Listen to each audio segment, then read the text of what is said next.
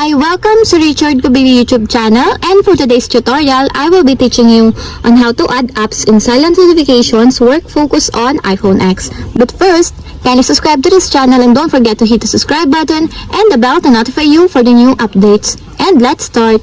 Using your iPhone X from your home screen, first go to Settings. Then in the Settings, scroll down and click the Focus. Then in the Focus, choose the Work. Then after that, in the work focus, click apps under the silence notifications. Then after that, in the notifications, under the silence notifications from, click the positive sign to add the applications that you want.